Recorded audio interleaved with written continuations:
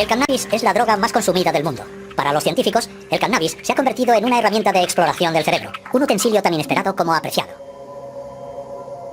Originario de las montañas indias y chinas del Himalaya, el cannabis sativa se ha utilizado desde hace mucho tiempo en las ceremonias rituales por sus virtudes terapéuticas.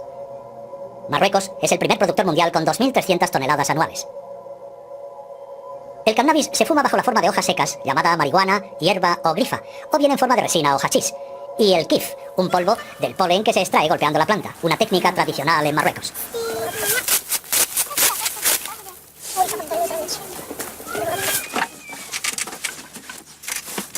Con más de 160 millones de consumidores, es la droga ilegal más extendida en el mundo. Sin embargo, el estudio del cannabis ha permitido a científicos como Daniele Piomelli descubrir un sistema esencial en el funcionamiento del cerebro, un sistema del que nadie sabía de su existencia hace unos años. Obviamente sabemos mucho más que hace 10 años, pero aún se nos escapan elementos fundamentales. No sé calcularlo. No puedo estimar un porcentaje. Pero lo que puedo decir es que estamos estudiando el cannabis donde lo dejamos hace quizá 30 años, con los transmisores analógicos como la serotonina o la dopamina. Creo que hemos llegado a un punto maravilloso en el que estamos empezando a apreciar lo importante que es el sistema. Tanto que es algo que nos entusiasma. Pero realmente no tenemos un pleno conocimiento de este sistema. Sin las ratas y los ratones, jamás hubiéramos podido estudiar los efectos de las drogas. Comparten un gran número de sus genes con nosotros y las drogas desencadenan las mismas tempestades en sus cerebros. De hecho, la humanidad entera tiene una deuda moral con estos pequeños animales.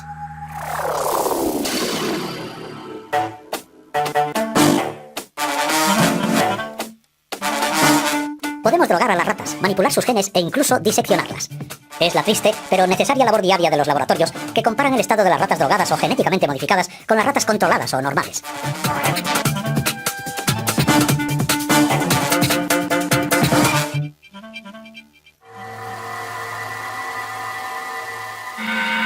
Como todas las drogas, el cannabis, visto aquí al microscopio electrónico, actúa pirateando el sistema de comunicación del cerebro.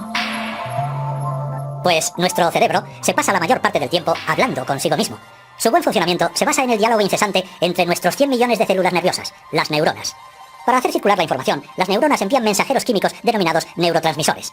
Bien sea el dolor, el placer o el ritmo en el intercambio de información, los neurotransmisores regulan un equilibrio sutil y complejo del que depende el conjunto de las funciones de nuestro organismo. Entre cada neurona existe un pequeño espacio en el que reina una intensa actividad. Es aquí, en la sinapsis, donde actúan los neurotransmisores. Para hacer circular la información de una neurona a otra, se dirigen a sus receptores correspondientes. A principios de los años 90, unos investigadores descubrieron que el cannabis se aloja dentro de ciertos receptores. Lo que esto quiere decir es que nuestro cerebro fabrica moléculas que se parecen al cannabis. Estas moléculas y sus receptores forman lo que expertos como Rafael Maldonado denominan el sistema cannabinoide endógeno, así llamado porque se encuentra en el interior de nuestro organismo. Desde la década de los 80 sabíamos que en efecto existen unos receptores específicos. Es decir, nuestro cerebro, nuestro organismo está preparado para recibir estas moléculas, para recibir los cannabinoides. Nuestro organismo tiene unos receptores, unas proteínas concretas para fijar estos cannabinoides. Su función no es sentir los efectos del hachís o de la marihuana en absoluto. Es porque poseemos también un sistema cannabinoide endógeno. Para tener una idea de la importancia de este sistema cannabinoide endógeno, creo que hay que decir primero que la cantidad de receptores cannabinoides es mucho más importante que la cantidad de receptores para cualquier otro neurotransmisor clásico. Esta cantidad de receptores ha dejado perplejos a los investigadores. En ciertas zonas del cerebro, su número es hasta 12 veces superior al de los receptores de la dopamina.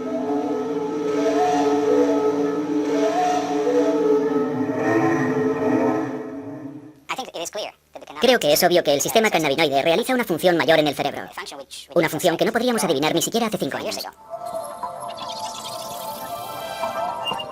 Dentro del cerebro, este sistema actúa sobre todo en el cerebelo, que rige la coordinación de los movimientos, en el tronco cerebral, que regula las funciones vitales, y en el estriato, el hipocampo y la amígdala, responsables respectivamente de los movimientos reflejos, de la memoria y de la ansiedad.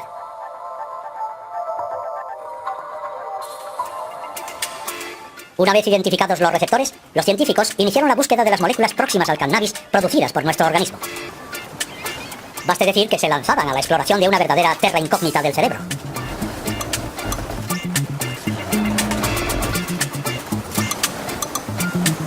En 1992 consiguieron aislar la primera molécula cannabinoide, la anandamina. Su nombre proviene de la palabra ananda, que significa felicidad en lengua sánscrita. Le siguieron otras 4, pero algunos piensan que quizás existe una docena en total. Si los científicos han hecho estos descubrimientos tan tarde, es porque no tenían un buen retrato robot.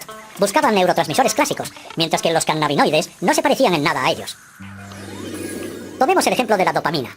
Este neurotransmisor espera en la primera neurona a que le den órdenes. Entonces se libera en la sinapsis para ubicarse en los receptores de la neurona siguiente. Los cannabinoides no existen como tales. Cuando el cerebro los necesita, se autofabrican utilizando la grasa de la superficie de las neuronas. Se reubican rápidamente durante la sinapsis y así pueden estimular a los receptores de cualquier neurona. Neurofarmacólogo en la Universidad Francesa, Jean-Paul Tassin estudia desde hace tiempo los efectos de la molécula activa del cannabis, la delta-9 tetrahidrocannabinol, o THC. Se puede decir que los humanos en su cerebro fabrican moléculas que son similares a las drogas. ¿Cuál es la diferencia entre las drogas procedentes del exterior de las que vienen del interior? Pues bien, una de las grandes diferencias es la cantidad. Es decir, la cantidad de sustancia que uno toma con el tetrahidrocannabinol u opio no tiene nada que ver con lo que se libera en el cerebro. Este es el primer nivel. El segundo es la localización. Los productos en cuestión, en el cerebro, son liberados únicamente en una zona extremadamente precisa a nivel de la sinapsis y a nivel de un área que tiene una dimensión infinitamente pequeña. Así pues, cuando se toma, cuando se ingiere, dicha sustancia invade todo el cerebro. Por tanto, todas las áreas son estimuladas simultáneamente. Isso aí! Muito louco! Isso aí! Pode crer!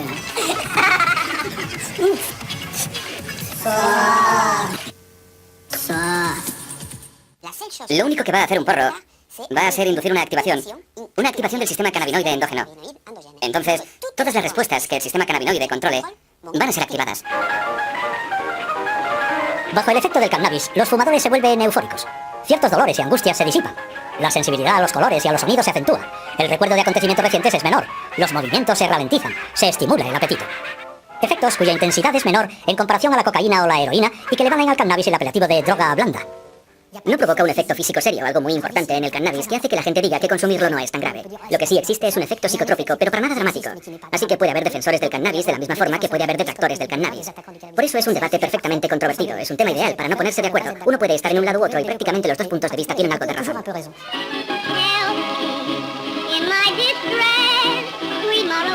El cannabis empieza a difundirse por Europa a principios del siglo XIX. Durante la década de 1850, en París, el Club de los Hachis reúne principalmente a escritores tales como Théophile Gautier, Charles Baudelaire, Gérard de Nerval, o también a pintores como Honoré Daumier y Eugène Delacroix. El consumo popular del cannabis comienza verdaderamente a principios del siglo pasado en Estados Unidos y en su vecino México.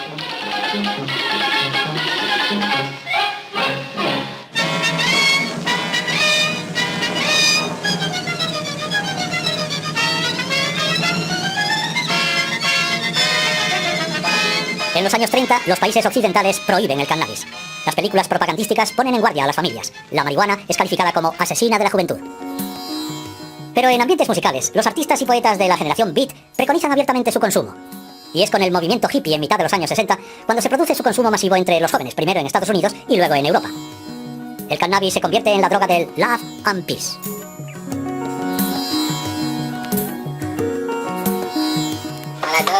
Sur la dope, sonne des touches. La plupart des trucs me rendent vraiment triste, ça.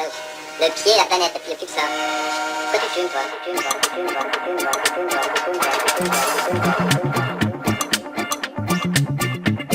A finales de los años 60, las canciones de Bob Marley y el movimiento Rasta reivindican el uso de la gancha, el nombre jamaicano de la marihuana.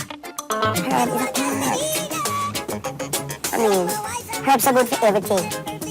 Why these people want to do so much good for everyone who call themselves governments and this and that? Why them say you must not use the herb? You see? And we check that and we can't find, we just see them just say, no, you mustn't use it because you make you rebel.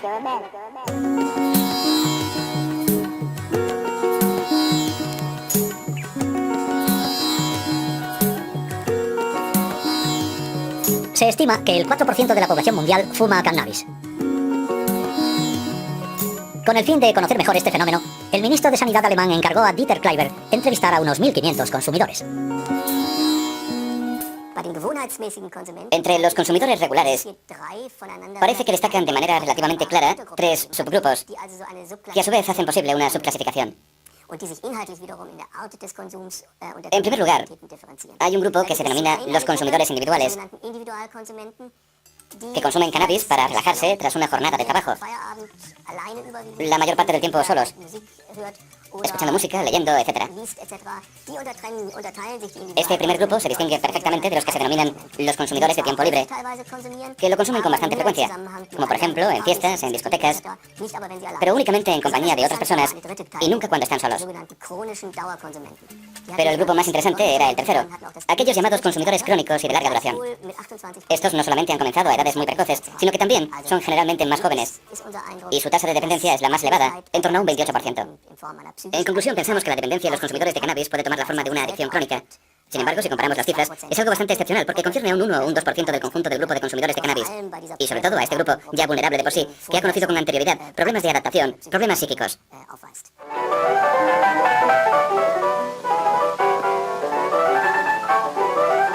Dependencia, la gran palabra tabú. Es decir, el cannabis tiene algo en común con todas las drogas. Provoca en el cerebro un incremento de dopamina, un neurotransmisor implicado en la sensación de placer. Oh, Jimmy, you're wonderful. You're just finding out. Aparentemente, el consumo de drogas cannabinoides estimula la emisión de dopamina, la secreción de células de dopamina.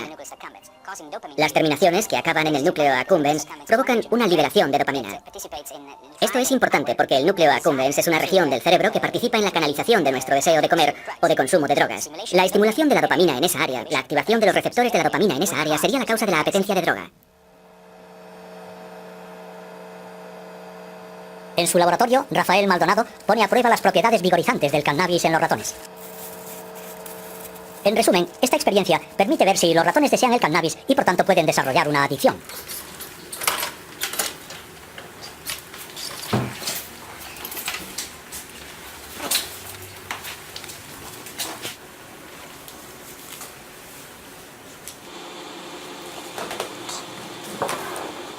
Este es el paradigma de condicionamiento de plaza, donde tenemos un compartimento que hay el primer día en la fase del pretest, pueden explorar libremente los dos compartimentos.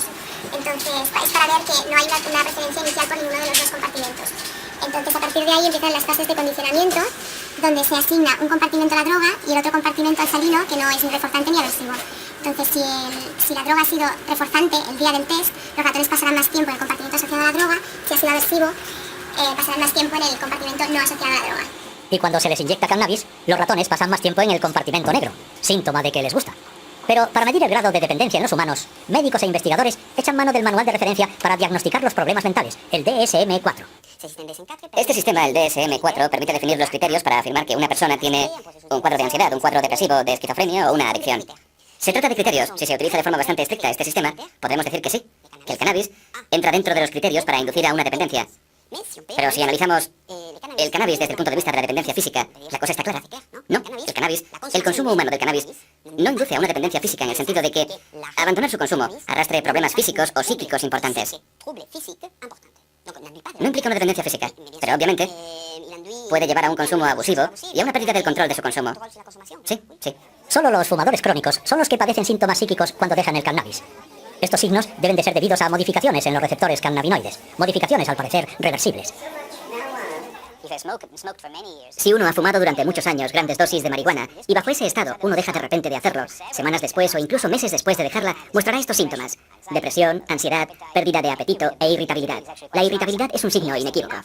Es bastante interesante. Existen estudios que muestran que si se le administra a esta gente un poco de THC, simplemente un poco del principio activo, no la droga, o sea, la marihuana, con un poco de THC, el principio activo, desaparecen la casi totalidad de los síntomas. Lo cual indica que el cuerpo se ha adaptado a altos niveles de marihuana, frenando su propio sistema y que necesita mantener dicho nivel.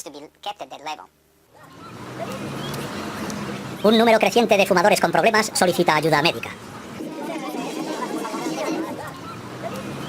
En el servicio de adictología de Philippe Battel, el 3% de las consultas tienen que ver con el consumo de cannabis. Lo que es verdaderamente importante con el cannabis es llegar a hacer un diagnóstico de la adicción de manera muy precisa. Y esto es a menudo complejo.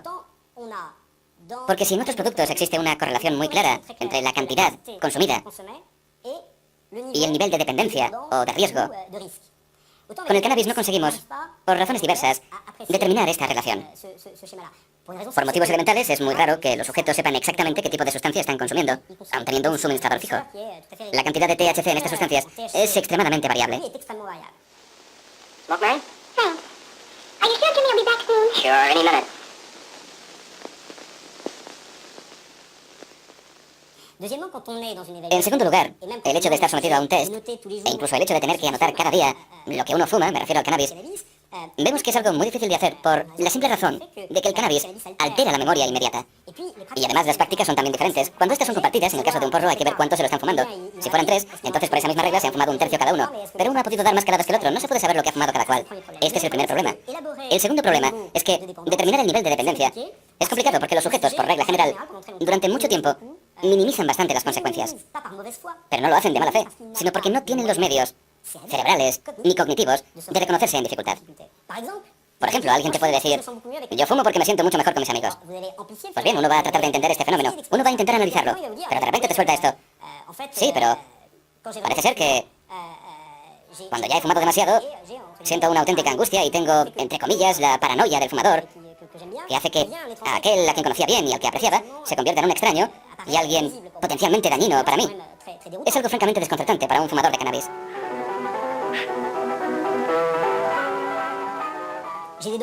Soy consciente, dicen, de los problemas relacionados con el consumo de esta sustancia. Estos inconvenientes son los que me empujan a tomar la decisión de dejarlo.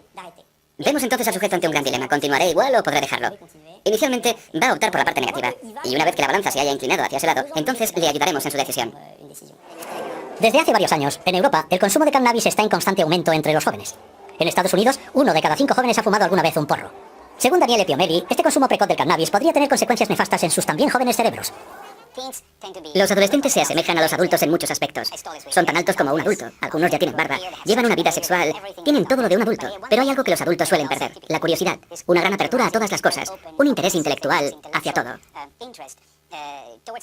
Y la razón de esto es porque los sistemas del cerebro implicados, como por ejemplo el sistema de la dopamina en los procesos de búsqueda, en los comportamientos indagadores, en la curiosidad, estos sistemas se desarrollan más tarde en la vida, concretamente hacia esta edad. Por tanto, si se empiezan a activar estos sistemas de forma inapropiada durante su etapa de desarrollo, el tipo de problemas generados más tarde en la vida pueden ser considerables. Now, the object is to get all that smoke into your lungs and as much as you can, and hold it just for as long as you can. I don't need one. Now, come on. It won't hurt to try it. Take it. You can never tell if marijuana will hurt you. It is inconsistent and unpredictable. Take it all Some in. grass may be weak and some very strong, and each person will react differently to the same batch. Now you'll get better. What's the effect on it? Well, just take a few more totes off this and you can find out. Keep going. Now, come on. Most pot smokers feel compelled to turn others on and will exert pressure on their closest friends. Anyone who does not share his fascination of getting stoned is an outsider. Evidentemente, aquellos que consuman cannabis van a ser en principio los jóvenes, que están en su etapa adolescente, que están a punto de sufrir una modificación, de forjar su personalidad en función de su entorno. El hecho de fumar cannabis les va a permitir, durante el tiempo que dure, guardar una cierta distancia respecto a esta obligación, que no es sino la de adaptarse a un ambiente y en afianzar su personalidad. Pues bien, esto puede ser una ventaja si se hace de forma moderada, porque esto le permite relajarse, entre comillas. Pero si se consume de manera regular, entonces esta confrontación, que es obligatoria si uno quiere convertirse en adulto, es rechazada, y además de eso es deformada por el cannabis. Yeah. The whole summer. At a critical time when young people must make decisions that will shape their future, the people who become dependent upon marijuana are dependent on an escape that makes the unreal seem beautiful and the reality of life seem unnecessary. Dad, wake up. Come on, Dad. Creo que si hubiera que poner un límite, ese límite sería a partir del momento en el que un adolescente empieza a fumar por las mañanas, es decir, al inicio, al comienzo del día, que es cuando va a hacer frente a los hechos cotidianos. A partir de ese momento, podemos decir que existe tal vez un riesgo al que hay que prestar atención. Failing this, the next tragedy may be that of your daughter, or your son, or yours, or yours, or yours. Decirle a un adolescente que si se fuma un porro se va a enganchar de manera inevitable y que va a acabar metiéndose heroína en vena es mentirle. Hay varios elementos para demostrar que no es así. Si se establece un canal de comunicación para disuadirle de fumar eso, no solo no lo va a hacer, sino que probablemente va a tener un efecto contrario. A altas dosis, el cannabis puede provocar una dependencia psicológica, pero no una dependencia física. Entonces, ¿cómo prevenir del consumo de una droga cuyos efectos no son, según los científicos, nada graves? Yo quiero que se pongan medios contra el cannabis, y es necesario hacerlo. Pero hay que hacerlo, uno, con prudencia, y dos, teniendo en cuenta el hecho de que el 50% de los adolescentes lo consumen. No hay un 50% de adolescentes que tienen un gran problema con el cannabis. Eso no es cierto. Y si nos lo quieren hacer creer, puede ser muy peligroso. Pues jamás se conseguirían, en una esfera pública, mensajes de prevención efectivos. Por nada del mundo hay que mentirle al individuo, al sujeto al cual va dirigido, exponiendo datos científicos que sean falsos. Yo, Ron, you want a sample of cup entry? The Bubble Light. Bubble Light? It's a nice sharp taste. Cuando digo que solo lo fuman los adolescentes, exagero. Bien, a pesar de todo, es una realidad epidemiológica. Es decir, se trata de un consumo que empieza para algunos a los 13 o 14 años y que va a aumentar hasta los 18, 19 o 20 años. Pero después de los 20 años hay un descenso bastante notable en el consumo de cannabis, lo que es, por otra parte, una prueba de que el cannabis en sí no es un producto extremadamente adictivo, pues se percibe que se puede dejar sin dificultad. Y a menudo, a partir del momento en el que los adultos entran en el mundo laboral de una forma relativamente regular, dejan de consumirlo o lo hacen de una manera totalmente lúdica y sin importancia. En la mayor parte de los países está prohibido el consumo y el cultivo del cannabis. Los más permisivos sancionan solamente su cultivo.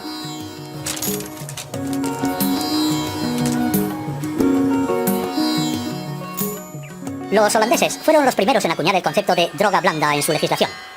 El consumo de cannabis no está considerado como delito, aunque su venta solo es autorizada en los coffee shops.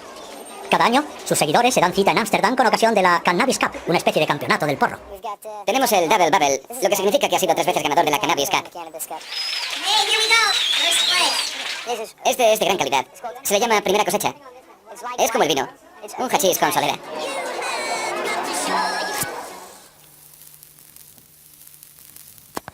Sin embargo, durante estos últimos años, a esta droga denominada blanda la han acusado de ser desencadenante de un grave problema psiquiátrico, la esquizofrenia.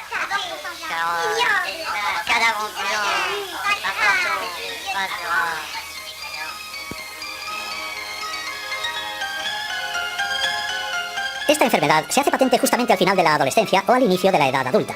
Se traduce en una pérdida de contacto con la realidad, una desintegración de la personalidad o alucinaciones. Cuando vemos a individuos que tienen un cuadro esquizofrénico y una adicción al cannabis, al retomar cronológicamente su historial, nos damos cuenta de que, incluso antes del cannabis, existían ya pequeños elementos que eran signos precoces, en los cuales los psiquiatras han aprendido a reconocer problemas de índole psicótica en la evolución del sujeto. El cannabis hace el papel de exagerar, amplificar un fenómeno ya preexistente. Parece que se ha descubierto al revés el problema de la esquizofrenia y del cannabis. En efecto, los esquizofrénicos son particularmente predispuestos a la toxicomanía. Además de sus problemas de alcohol y tabaco, muchos consumen cannabis. Sí, los esquizofrénicos consumen mucho cannabis, por razones que, por otra parte, han sido bien estudiadas, y que son el hecho de que eso les permite encontrar una sensación, si no de euforia, al menos de placer. Sabemos que uno de los síntomas deficitarios de la esquizofrenia es la pérdida de esta capacidad de sentir el placer. El cannabis les permite conseguirlo farmacológicamente. Y además del hecho de tener que buscar el producto, que es como todos saben ilícito, y para el cual hace falta un proveedor que le suministre, también existe una sociabilidad. En el caso de los esquizofrénicos, el aislamiento es uno de los síntomas deficitarios de la enfermedad. Por tanto, de una manera evidentemente demasiado esquemática, podemos deducir que el consumo de cannabis por parte de un esquizofrénico tiene unos efectos benéficos que luchan contra su propia enfermedad. Los esquizofrénicos hacen en cierto sentido un uso terapéutico del cannabis. Nos encontramos ante una dificultad mayúscula cuando abordamos la cuestión de esta droga. Ilegal en la mayor parte de los países, el cannabis posee unas propiedades terapéuticas bien conocidas.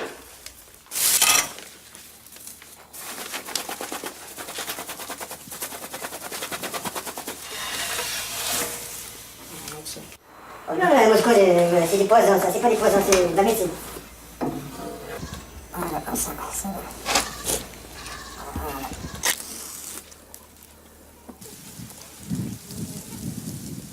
El kit mejor que el tabaco. El simple, que 50 años. Yo fumar kiwi. El hachís debe trabajarse con cuidado, artesanalmente, para no perjudicar a la salud. De otra manera, la gente fumaría un kit puro a lo largo de sus vidas y gozarían de buena salud. Por otra parte, países como Suiza autorizan su uso médico y por tanto su cultivo. Para mí es una primicia, en el sentido de que los médicos suizos empiezan a recetar cáñamo a sus pacientes. Esto es un extractor de polen. Vamos a recuperar la resina y la apelmazaremos para que adquiera una forma dura, más fácil de transportar y de enviar a nuestros enfermos. Una clínica en Berna trata a enfermos de esclerosis múltiple con unas cápsulas compuestas de cannabis. Nos ayuda a conciliar mejor el sueño. Para la noche es algo que me parece fenomenal. También para, en fin, para relajarnos un poco. Porque algunas mañanas a veces resultan, en ciertas ocasiones, resulta un poco duro. Y bueno, la alternativa a este tratamiento es a base de una medicación muy fuerte que provoca efectos secundarios bastante notables. Yo diría que se hacen notar. Por esta razón ya no he vuelto a probar la otra medicación contra los temblores, los espasmos o los calambres, porque los efectos secundarios eran realmente muy fuertes, demasiado fuertes para mí. Por eso dejé de tomarla. Mientras que con esto, ahora no noto ningún efecto secundario.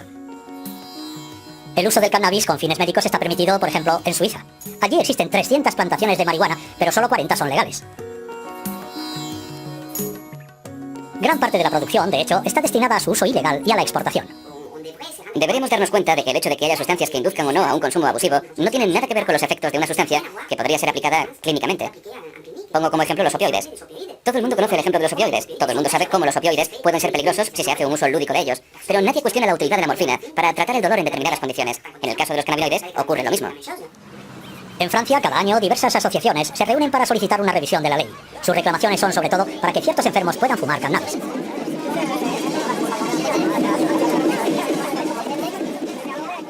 Estoy bajo triterapia. Tiene unos efectos secundarios que son difíciles de soportar. Me he dado cuenta de que el uso del cannabis me permitiría atenuar esos efectos secundarios. No concibo que alguien me impida hacerlo. Los mensajes de la sanidad pública deben ser prudentes y bien adaptados. Si tienes un paciente que padece un cáncer terminal y necesita marihuana, creo que sería poco ético impedir a ese paciente que la consuma por razones políticas. En Canadá, Australia y Europa, los enfermos de SIDA o de cáncer han conseguido cambiar la ley y han obtenido el derecho a fumar porros con el fin de aliviar sus dolores y sus náuseas. La marihuana es una droga. Produce unos efectos que uno no puede pedir a la gente que los tolere en la vida diaria. Uno no querría un analgésico que al tomarlo cada día provocara pérdida de memoria. Esa persona sería un desastre en su trabajo. O que estuviera eufórico todo el tiempo. Sería un problema para sus compañeros de trabajo. Bom, seu Alfredo, Ana Elisa, queria aproveitar o momento para pedir em casamento a mão da... Ai, Natália. Natália. A maconha mata de vergonha. No vamos a discutir si es peligroso o no el consumo lúdico del cannabis. Ese no es el asunto. Lo importante es que el sistema cannabinoide endógeno es un área ideal para investigar nuevos medicamentos. Creo que el dolor es una de las áreas en las cuales la investigación cannabinoide podría tener más impacto. El problema es conseguir un analgésico a partir de los endocannabinoides, de la biología cannabinoide, que no produzca efectos secundarios, que no produzca euforia, los problemas de desorientación de la memoria que produce el THC. El problema del cannabis es que invade el cerebro y estimula todos los receptores sin discriminación alguna. No es el cannabis en sí lo que interesa a los investigadores, pues también existen receptores cannabinoides fuera del cerebro, en el sistema digestivo, en los órganos genitales, en los músculos, pero igualmente en las fibras nerviosas que regulan el dolor. Los investigadores tratan de actuar directamente y de manera concreta sobre los receptores, jugando con las tasas de endocannabinoides, como la anandamina, por ejemplo.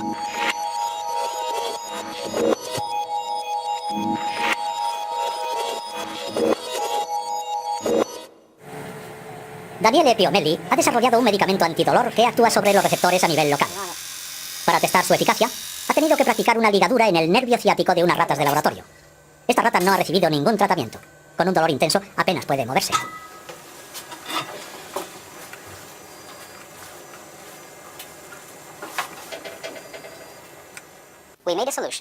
Hemos elaborado una solución y la hemos aplicado en el área, como un gel o una crema que se le aplica a la gente que sufre de ciática o artritis. Lo asombroso del resultado es que los animales que han recibido tratamiento con la droga cannabinoide mostraban una conducta que indicaba una completa o casi completa desaparición de la respuesta al dolor. La rata tratada se comporta como si gozara de una perfecta salud.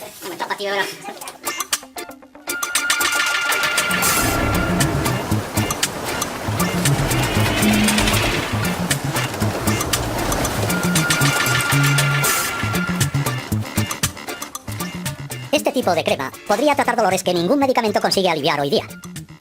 Es el caso de los dolores crónicos debidos a la diabetes, a lesiones en el sistema nervioso o incluso a la amputación de un miembro. Pero la investigación del sistema cannabinoide permite desarrollar aplicaciones todavía más sorprendentes que el tratamiento del dolor.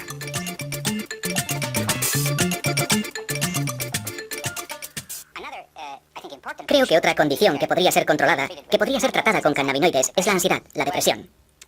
Experiencias con animales muestran que si se bloquea la desactivación de la anandamina, el camino que lleva a la destrucción de la anandamina, si se bloquea el acceso y se incrementan los niveles de anandamina, en lugar de tener los mismos efectos que provocan la activación de los receptores cannabinoides, tendremos solo unos efectos muy selectivos que incluyen un importante efecto antiansiedad en los animales.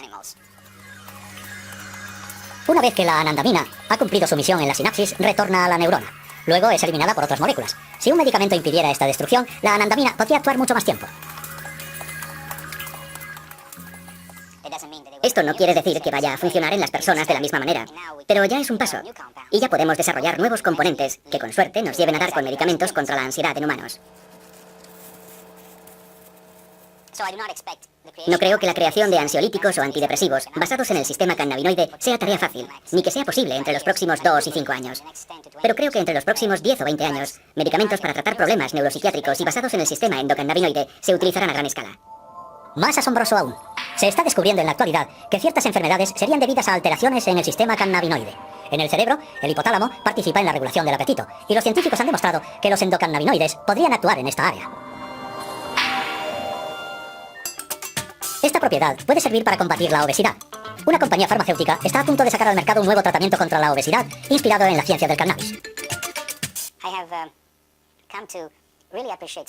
He llegado a apreciar la ciencia mucho más que cuando era más joven. No era consciente de lo útil que podía ser la ciencia para todos, hasta que me involucré en ella, en el mundo de la ciencia, y formé parte de ella. Lo que he llegado a comprender, sin embargo, es el hecho de que la ciencia tiene como objetivo último comprender y ayudar a la humanidad, sobre todo la ciencia médica. Estos conocimientos deben ser transmitidos al gran público, deben hacerse comunes, porque si no fuera así, no existiría la conciencia política. Pues sin conciencia política, todos los descubrimientos realizados en los laboratorios no serían transformados en decisiones de salud pública, decisiones a fin de cuentas importantes. Durante largo tiempo, tergiversado por argumentos puramente políticos, el debate acerca del cannabis no puede prescindir de los datos científicos. El trabajo de los laboratorios, aún poco conocido para el gran público, podría modificar profundamente nuestros prejuicios contra el cannabis. Los científicos realizan progresos espectaculares en la comprensión de los efectos del cannabis. Y el hecho de poder descifrar nuestra mecánica cerebral abre unas perspectivas inéditas en los tratamientos médicos futuros. Se ha iniciado una auténtica revolución biológica para los investigadores.